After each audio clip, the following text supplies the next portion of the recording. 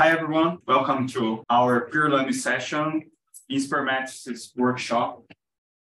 Today, it will be our second workshop.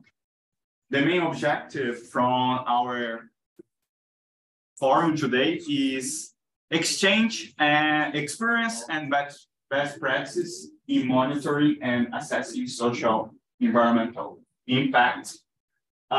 Before we start, this is our second event this year. We will have another one in November, which will discuss strategic and managerial use of impact measurement. And just to highlight, at the end of the panel, please, we will have a feedback form. So you can say what you think about our discussion from today. Today we will have a full agenda. So we will start with a presentation from the Go Lab.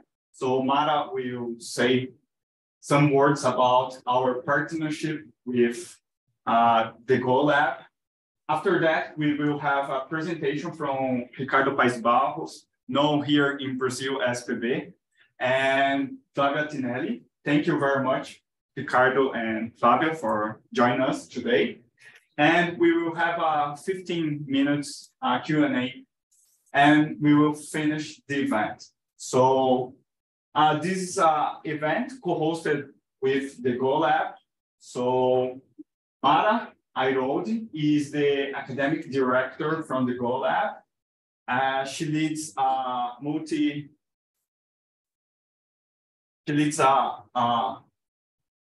multidisciplinary team focused on research and policy engagement.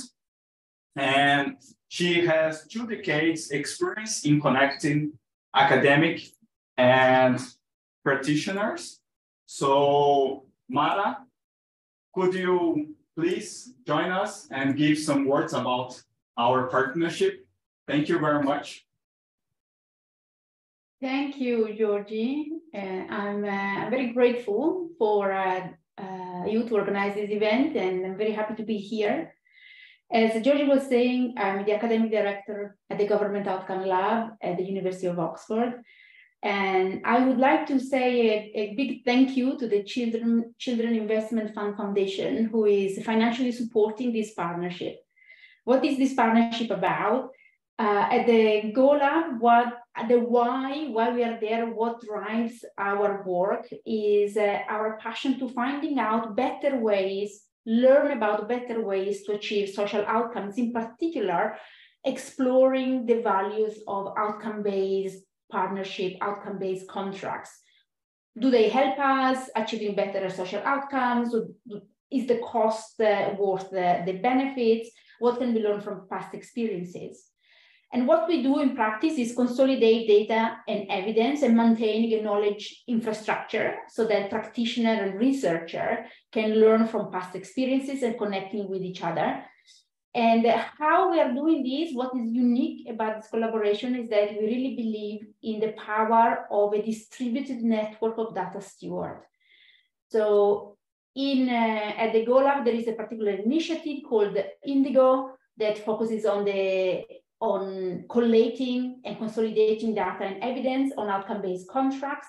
And this infrastructure is led with a distributed network of people like Georgie, Juliana, who is joining us online from Oxford, who is the senior data steward, and we have a data steward in South Africa as well.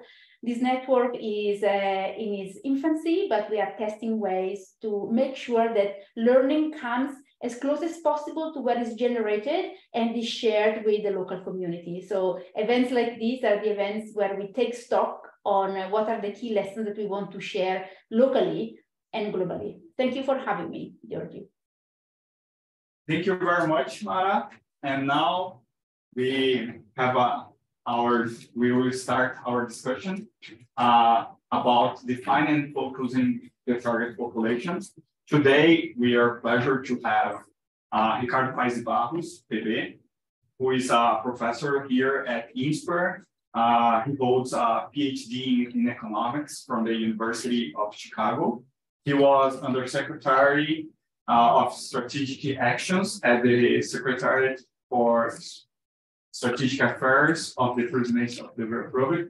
And he worked for more than 30 years at IPEA. And now he is dedicating of his time of studies related to inequality, poverty, and labor market and education. And we also have Flava Tinelli. She's Impact Director at Across Partners, and she leads the Impact Evaluation team and measurement projects. She holds a degree in sociology from the University of Buenos Aires and specialization course in monitoring and evaluation tools for social impact projects at the University of San Andres, Argentina. And she has a huge experience in Latin America, especially in Bolivia, Argentina. So thank you very much, Pepe and Flavia, for joining us. And we will start with Pepe's presentation. Thank you very much, Pepe.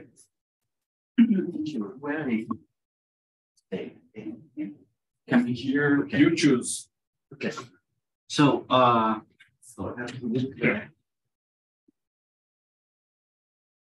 it's better. Okay. Good morning or good afternoon, depending where you are in the world. And thank you very much for having me in this conference. It's a great pleasure always to participate in this Metricis event. And what I'm going to be talking about today, it's about targeting and the relationship between targeting, efficiency, and incentives, actually disincentives. I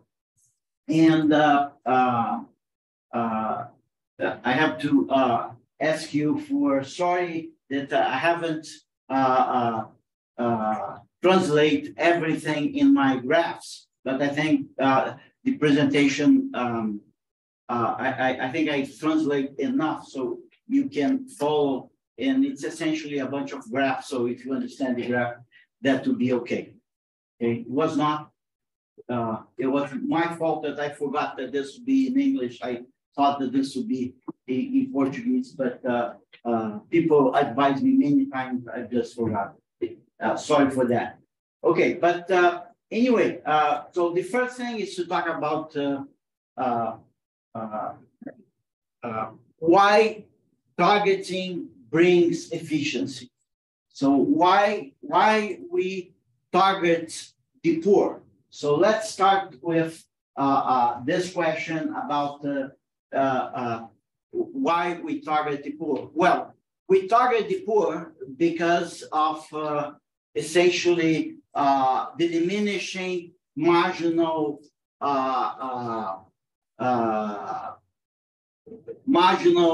impact of income on the welfare of people. In other words, money in the hand of the poor are more important than money in the hands of the rich. The poor have some basic needs not completely satisfied. So if you give money to the poor, the welfare of society will be increasing by more than if you give money to the poor. And that's represented by this line here. This will be like the marginal return to marginal returns to money, marginal returns on welfare to money, and here will be the income, and then we have this line. So money is very important for the poor, it's less important for the rich, and because of that, we target the poor, because we target where money is more important. So giving money to the poor, we have a bigger effect on the welfare of society than if you give money to everybody if we spread this money to everybody. So if this is just a transfer of money, we'll target the poor, and that would be quite obvious. But if we have another program, let's say we have some financial education, and you don't see people that are very concerned about poverty, and they are very concerned about financial education, giving financial education to people living in the streets. But if they are going to give food, they are probably going to give food to the people that are extremely poor in the streets and so on. But if they are going to give some financial education, they are going to skip a little bit of the poor and going to the poor, but the poor that's not so poor. And why is that? Is that because the impact of a program in general, it's very small among the poor. So we don't have many programs that are very effective in increasing the productivity of the extreme poor. We have programs that actually are, so like giving financial education would be very effective for this group, would not be effective for the rich because the rich already have some financial education, or if this is some kind of technical assistance, the rich probably don't need some technical assistance. These people will need technical assistance, but the very poor that are either unemployed or they have, so if this is kind of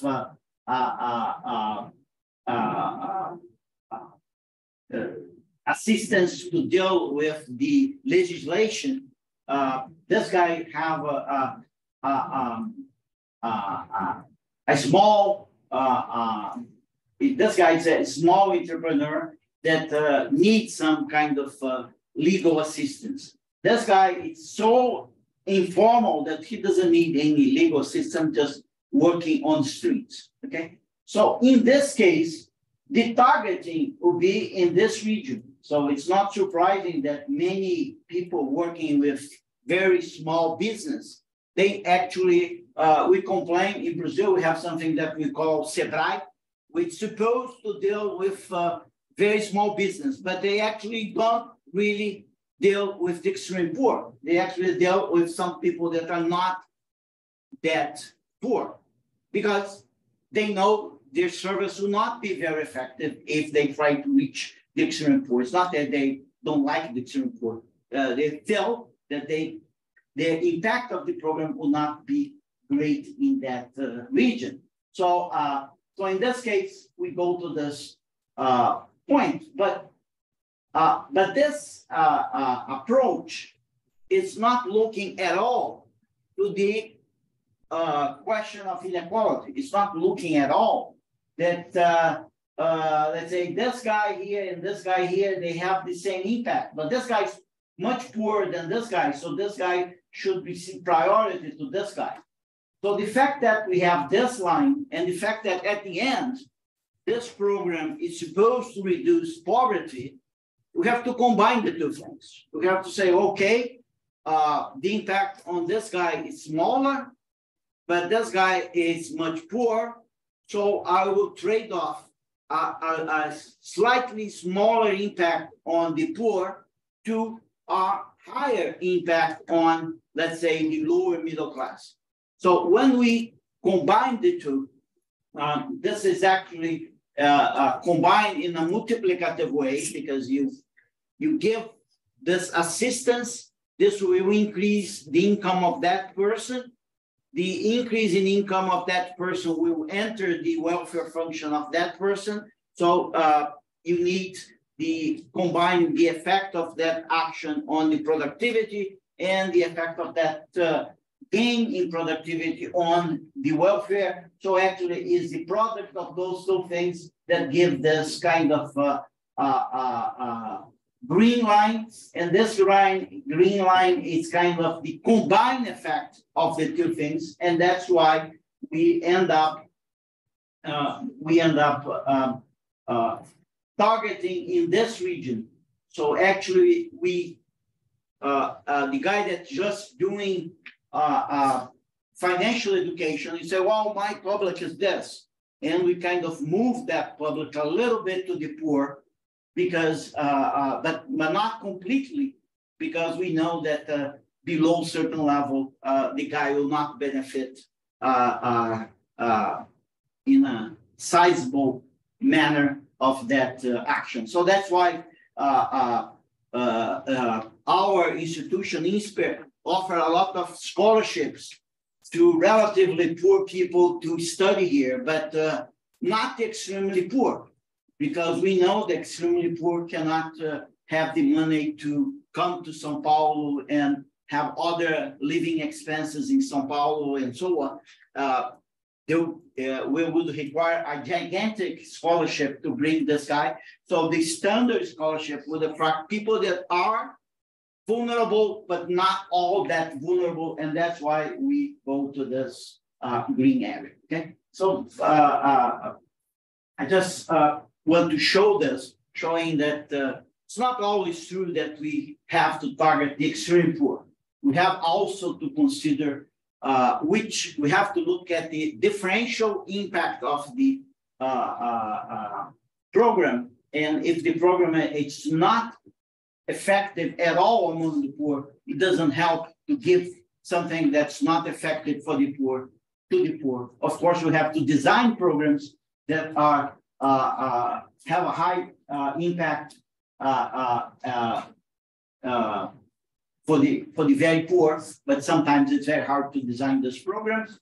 And a program like this will help, but not help the extreme poor. And that's why, for instance, in Brazil, we were able to include productively people that are above the bottom 5%. So the people that are above the 5% are really being engaged in the Brazilian economy. People that are among the bottom 5% is very hard, and we don't have programs that are very effective to do that. And it doesn't help to take the ones that we have that are good for people above this level to give this to the people below this level, okay? So how many minutes do I still have? 10 minutes. Okay. So the second thing I want to talk about is that targeting, it's a good thing. It's very good for your budget. It allows you to really help the poor without a gigantic budget. If you try to do it universal, it will be very expensive. If you target, it will be less expensive. But the targeting has generate an important disincentive. Okay, so I would like to talk about slightly about this disincentives and how we counteract this disincentive. So what's the idea? This is a graph where in the horizontal line, I have the income before a transfer. And in the vertical line, I get the income after transfer. So this is before, and this is after transfer. So this line is that situation where there is no transfer. So your income after transfer is equal to your income before transfer. Well, okay, in Brazil, we have this program that we used to have this program. Now, with the new Bolsa Família, they eliminate this program. But this program, it's a program of eradication of extreme poverty. And it works like this. You choose a poverty line and you transfer to every person as much as is necessary for this guy to reach this line. So it's kind of a minimal income thing. So, but it's not a minimal income to everyone. You look to, well, if the minimum income it's 100, if this guy received, if this guy already have 25, we give him 75. See, if you have 75, you give them 25. The point is that you bring everybody to 100. Then you get this funny thing here at the end, and that was just because people don't want to put in their transfer an amount of transfer that was too small. So there was a kind of minimal transfer that was kind of 20 reais or something like that. So nobody would receive less than 20 reais. And so at this point here, the transfer is not going to go down as you get, as you have more income. It's fixed, so it becomes like that, and suddenly you get this jump here, and this whole thing here, it's a problem in itself, but I'm not going to talk about this. This discontinuity here. This is a terrible thing, but it's small, and we're not going to be concerned with this today. We are being concerned with this line here, because what this line is telling us, this line is great, because this line in this program is perfect targeting. So if you have 10 reais less, you need 10 reais more, and you receive that. So it's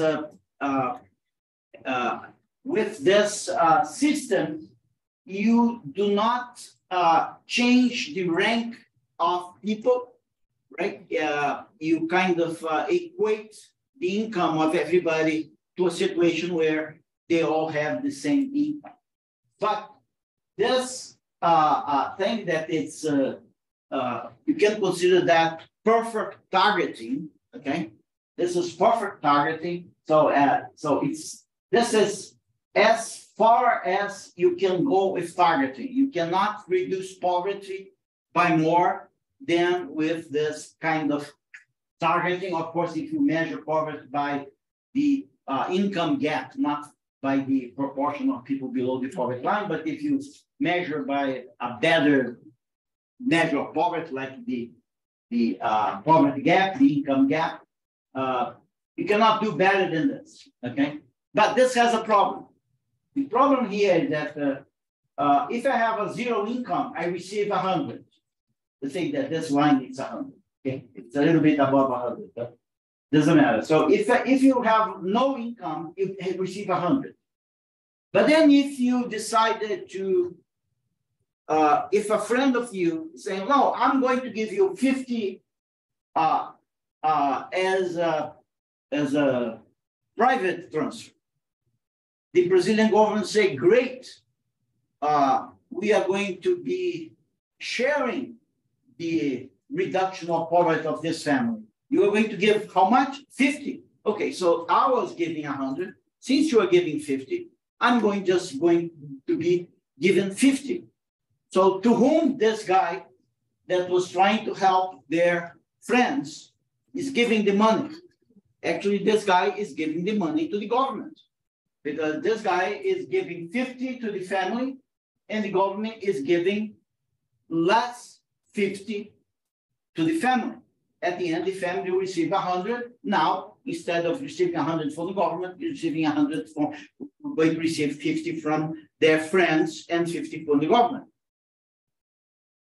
Up to this point, you say, okay, we are kind of saying that we're kind of making a community safety net into a government safety net. It's like the government is crowding out any community safety net. Wherever the community help the families, the government takes away. So the community say, well, I'm not going to do that. So the government is actually crowding out some community trust. Up to this point, you can say, well, since this is social rights, is the role of the government to do this, not the community. And you can wonder what this will do with the social capital and so on, but it's relatively less important. It's more important if this extra 50 comes from this guy working.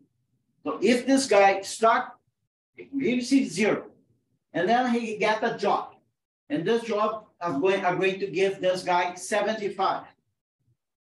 This guy said, okay, I'm going to work, I'm going to earn 75, but I used to receive 100 from the government. So now I'm going to have 175. Wrong. because the government is going to reduce the transfer to you from 100 to 25. So if you don't work, you receive how much? 100. If you work, you receive how much? 100. Because you receive your 75, but plus 25 that the government will give you, so you reach 100. So that's perfect targeting. Well, that's a gigantic disincentive for this guy to work, of course, because targeting is identical to taxation. Target is taxation on the poor. If you target the poor, you were saying, if you get less poor, I'm going to give you less money. And that's, if you get perfect targeting, that's what it is. If you get a target that's not perfect, then because the target is not perfect, this is not perfect. But if the target is perfect, the richer, the less poor you are, less you're going to receive. So if you work to become less poor, you know you're going to receive less benefit from the government because you're now less poor. So actually, this is 100% income tax, because if you increase your income from 0 to 75, your income increased by 0, because essentially your work is actually now going to the government. So this is 100% tax. So this system has this problem. Let me just show you, to finish this, the solution. Solution to this is, instead of having this horizontal, create something like this, this green line. But this green line is sacrificing targeting. It's giving less to the poor and give money to the people that are not so poor. But after you make the transfers, some people here will have a much higher income than people here. So this is not perfect targeting, but if you do this green line now, if you increase your income, only part of your income goes to the government and part of that goes to you. In this specific graph, the taxation is 50%. So if you increase your income from 0 to 60, you can see that your income here will increase by 30. So if you increase your income by 60, half of that will stay with you, and half of that the government is going to say, well, now you get some money, so I'm going to keep my money so I can give this to the very poor. Okay, so actually this green line and the red line have the same budget, so you can do this or that with the same budget. In this one, you are going to sacrifice some targeting, so you get some incentive.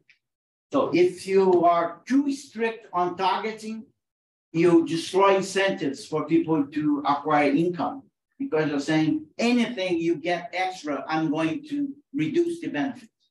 So you have to be careful not to go all the way to perfect targeting. You have to be kind of halfway. And remember, this is taxation. Every time you tax people, they are going to react. So they may not react. The rich may not react to taxation, or if they react, and the poor also may react, may not react. And it's an empirical question. Okay, just let me finish saying that there are other ways to also deal with targeting. Okay, one way is that Brazil start working very marginally, and with the new Bolsa Família, we abandoned that, which is when you measure the income of people, you measure labor income with a lower weight. So when you compute the per capita income of a person, you say, well, get all income that's not labor income, give weight 1. In labor income, I'm going to give weight 20%, half. So every extra, if you increase your labor income by 100, I'm going to consider you increase your income only by 50. Okay, so if you do a differential treatment to labor income and non-labor income in measuring poverty, what you're saying is that if you change your labor income, you will affect less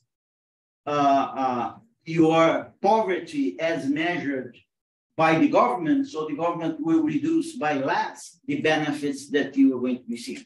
Okay, so that's one possibility. And the other important possibility is to one thing that people are afraid is that if they receive the income, if they move a lot, they are going to receive 0 from the government. So if they have a good job, they are going to receive 0 from government.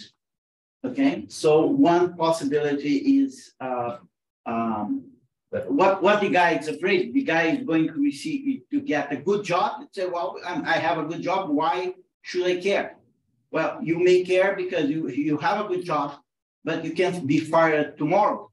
So, and from the government transfers, you're not going to be fired. So you are not just trading one income for a bigger income, you are trading a secure income for not so secure labor income.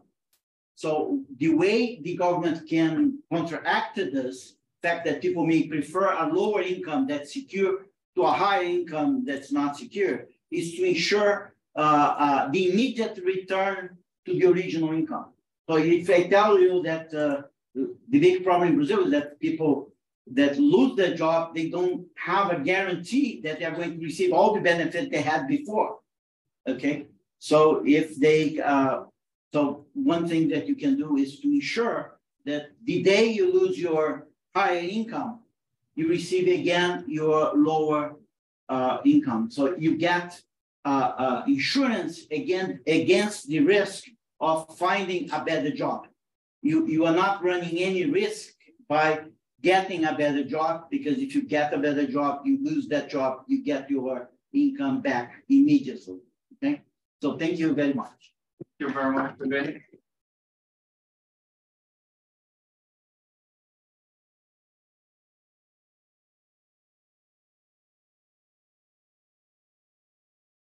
Now we will have Flavia.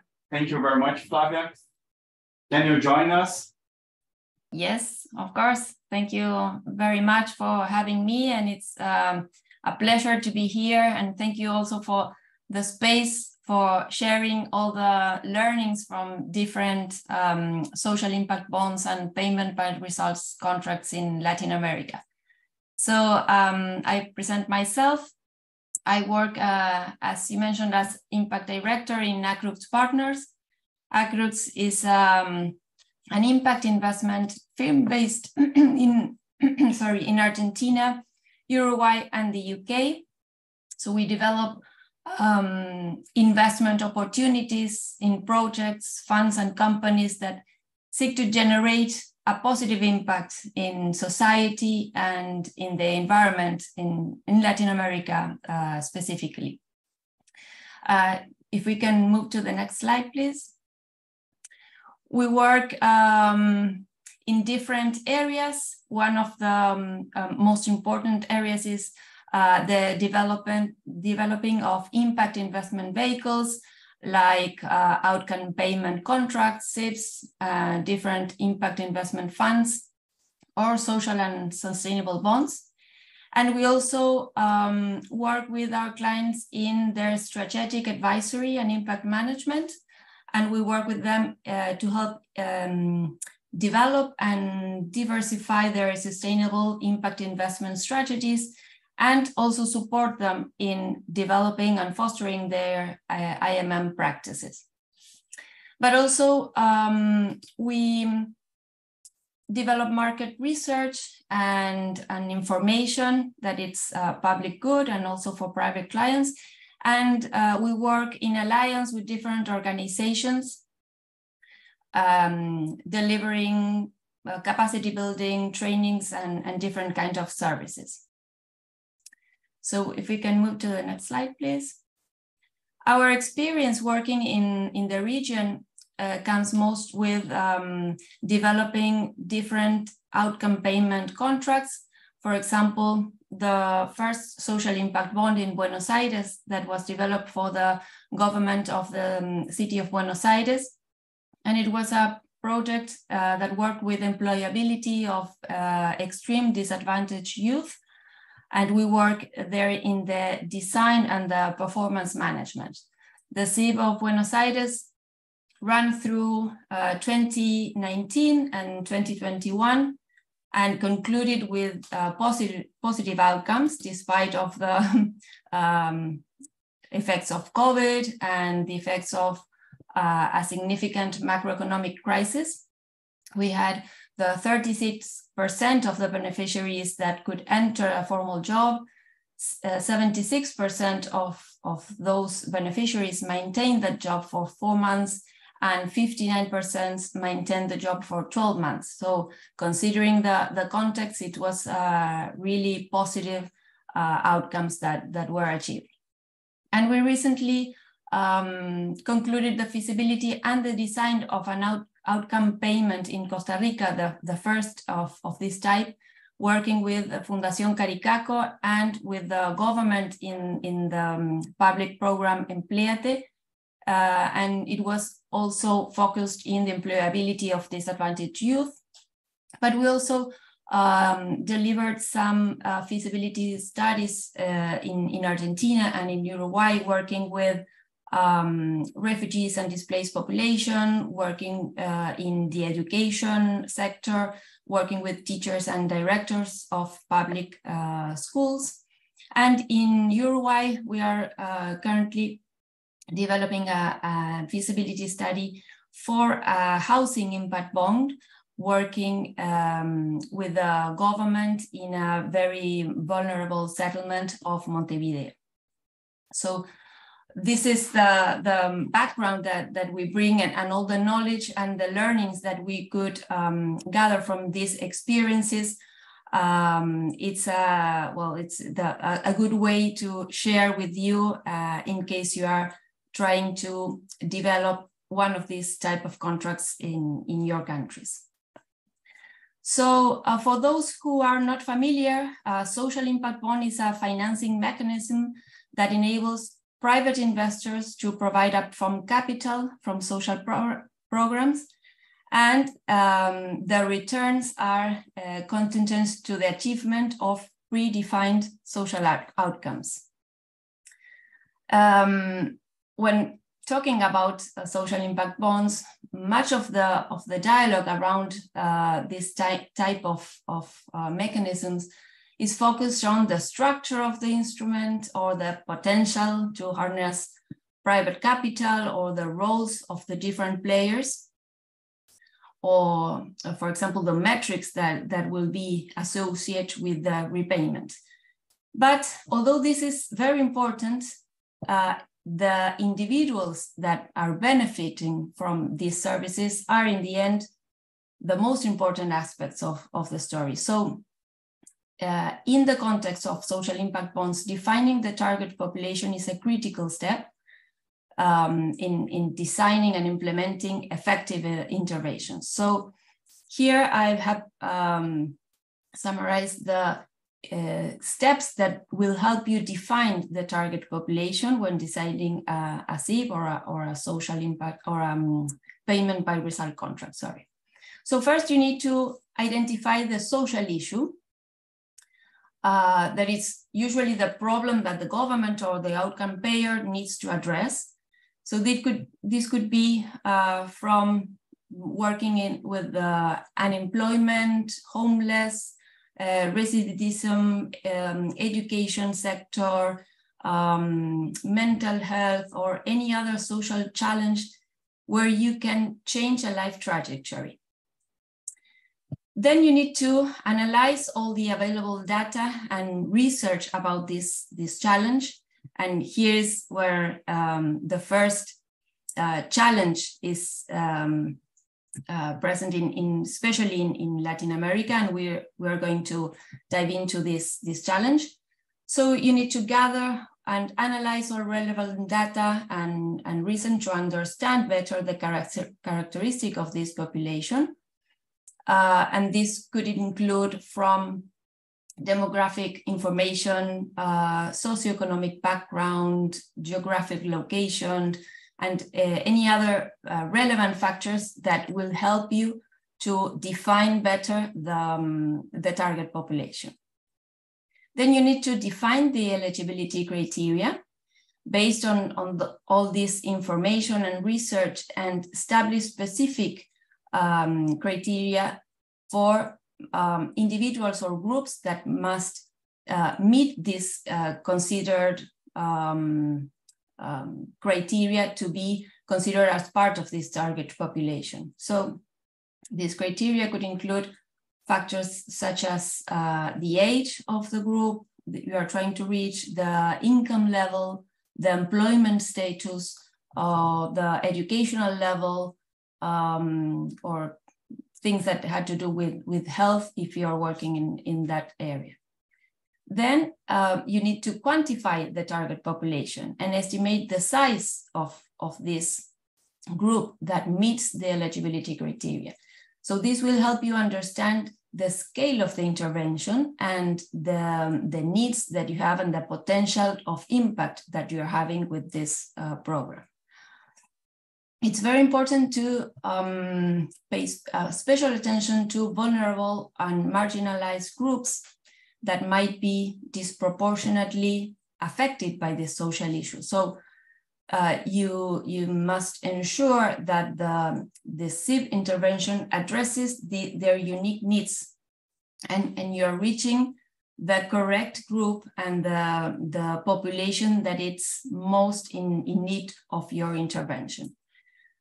It's very important in each part of the CIV, but specifically when you are designing the program, to involve all key stakeholders, such as the service providers or different government agencies, nonprofits, I mean different, also community representatives that could help you in the process of defining this target population, because it's important to include their insights. They are the most prepared. They work with the target population. They have in most cases data that is not available in public sources. So they can provide a more comprehensive understanding of the issue and the population you are trying to address. Always refine and review continuously. Review your definition of the target population as you gather more information and insights, and ensure that the eligibility criteria are consistent and relevant to the program you're trying to develop. It's important to consider inclusion and exclusion criteria. So defining both inclusion criteria, like for example, factors that qualify the individual for a specific intervention, or the exclusion criteria that could be, for example, being on a social welfare or being already participating in other government programs, could exclude the individual from participating in a specific program. And this will help you to maintain the integrity of the program and ensure that the resources are directly to those who are most in need of those resources, knowing that usually the public resources are limited, so we need to maximize the effect that we are having with those public resources.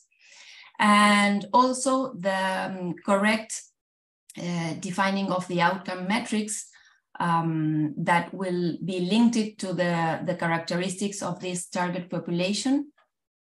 And this is crucial to evaluate the success in an intervention. And for example, if you are working with an employed population, the outcome metric could be the percentage of individuals who enter and maintain a formal job within the defined time frame of the program. So following these steps ensures that the intervention is tailored to the needs of the individuals or the group you are trying to address, or that are affected by the social issue that you design or the government or the outcome payer wants to address. So if you can move to the next slide, please. So Latin America presents very specific challenges due to unique social or economical contexts in the region that could include working with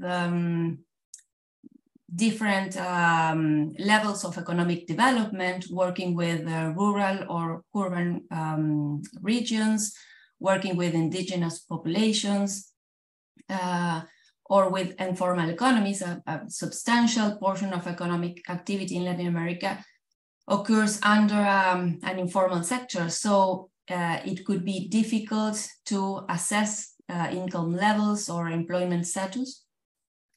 Also dealing with political and institutional instability in the region, it could be a challenge to develop this kind of contracts, or dealing, for example, with language or cultural barriers that could be a challenge in defining the target populations and developing a social impact plan. But some of the challenges are common in the design of any kind of social impact bonds, being in Latin America or in any region in the world. And these two that I am presenting here, I think they are the most relevant challenges that need to be addressed. The first one is access to data. Access to accurate and comprehensive data about social issues can be limited in some Latin America countries because of many reasons, of inconsistent data collection practices, lack of standardized reporting, or privacy concerns. You can have, for example, public information that it's collected in a fragmented manner. So each government agency can have their own generation of information, and it's rarely shares that information openly. So you need to gather information from different systems and different sources that are not always systematized. There's a lot of undocumented populations in Latin America that could affect the collection of accurate data. So when dealing with this challenge, the recommendation is to involve stakeholders in every part of the process. When we are defining the target population, asking stakeholder, asking different government agencies or service providers can provide the information that it's missing. And also working with proxies when we are dealing with data gaps, it's always useful. working with local institutions and organizations to improve data collection methods and ensure that data accuracy, and establish partnerships with research institutions and universities to conduct a thorough data analysis. When we were working in the Buenos Aires SIB, we had to gather data from different sources, working with universities or different public sectors, because often you can have gaps. For example, in Argentina, the Official Statistics Institute has a gap in the reliable information between some years that the SIB was developed, and we needed to get information from different sources and work with universities to get the information that was missing. So that is very useful to rely on relevant institutions like universities. And the other challenge here is the cherry picking, is the risk that the service providers target those participants that are closest to achieving the outcome rather than the population that is most in need. So addressing this challenge is crucial to ensure transparency, accountability, and the effective evaluation of the outcomes. So in this case, the recommendation would be to define specific criteria for inclusion and exclusion, as we mentioned in the different steps of defining the target population. Design the outcome metrics and thresholds, so you can set incentives to ensure that you are reaching the desired population, and make the data collection and reporting and analysis processes transparent and accessible to all the stakeholders. For example, document all the decision-making progress, or provide regular and consistent updates on the program's progress to prevent the tendency of select the data that you want to present and not attend or address the population that it's most in need. So by implementing these strategies, you can maintain the integrity, the credibility, and the accountability of the evaluation process, but mostly you will reach the intended population and address the most challenges, needs, or social needs that all the social impact bonds want to address. So I will leave here and see if there are any questions regarding the definition of the target population. So thank you very much.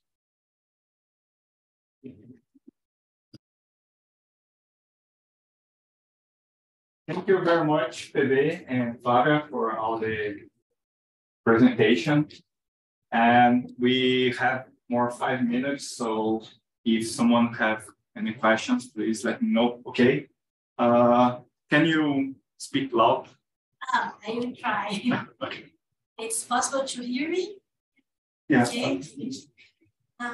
Thank you. I'd like to thank you, Ricardo, for the very impacted presentation, because it made me think about a lot of things. I'd like to know which kind of indicators you are mentioning well-being. How you are measuring well-being to check the impacts in well-being that are in the very first graphs? Well, those graphs are kind of stylized graphs. They're not, and that curve is just presenting the fact that we think the marginal utility of income is declining.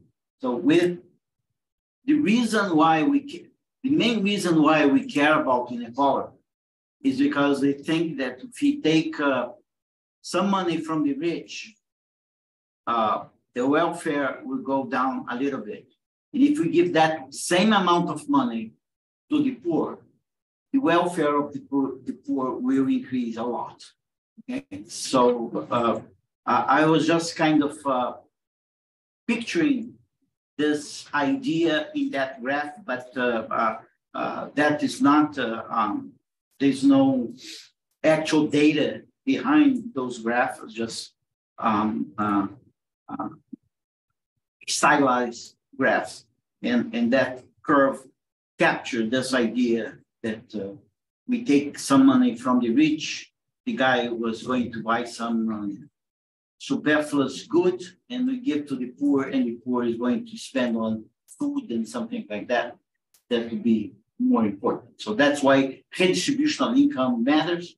And that curve, it's describing why redistribution of income matters, because we're going to take from a guy that the impact is very small on welfare and give to someone that impacted very large. There's no specific indicators about well-being research. Yeah, but if you construct, I can share with you, but if you construct any indicator of basic needs, like if you put infant mortality in income, you're going to see that a little bit of income to the poor reducing infant mortality a lot, and for the rich, it doesn't matter. Okay? So if you look at child labor, you're going to get the same curve. If you look at the nutrition, you get the same curve. So I have a graph that I can share with you that do that for 10 to 15 indicators, and all of them show you that. But none of them is welfare, because it's hard to measure welfare. But we know that welfare is related to some basic needs. Thank you very much. I think Mara has a question. Mara? Hi, Georgie. It was actually a reflection, because I thought, Ricardo, your comment on the disincentive, the fact that if you achieve perfect targeting, that creates a disincentive in the behavior we would like to see. And my reflection was, I was a bit surprised, because when in the world of impact bonds, the more we target, and there is a question in the chat to Flavia, it seems that we can reduce cherry picking. So if we say, oh, this program is for this population and is very specific, what is the population? We reduce the incentive of provider to pick the subject that are easier to target. So my reflection was just, it seems very important to reflect on whose behavior are we trying to influence with the program. In your case, Ricardo, this was an incentive to the individual, the family, the income earner. Whereas in Flavia, she was thinking of the incentives to the provider. So it was just a reflection that really thinking whose behavior we are changing will lead us to think differently at what are the incentives and disincentive that the program creates. I don't know if I'm on the right line of thinking, so I welcome any feedback. Yeah, no, you're absolutely right. In one case, we are talking about the incentives of giving the program to whom we are going to give the program, right? And the other one, it's the firm that's going to be given this, to whom the firm will choose to give the benefit, given that she'll be measured by the final outcome. And then there is this important incentive problem of cherry picking, but that also depends on whether you measure the outcome of that person before and after. Because if you really measure the impact on every person, right? Then the incentives to, if you just measure the final result, then you may have a lot of cherry picking because people are going to choose people that are close to the final result.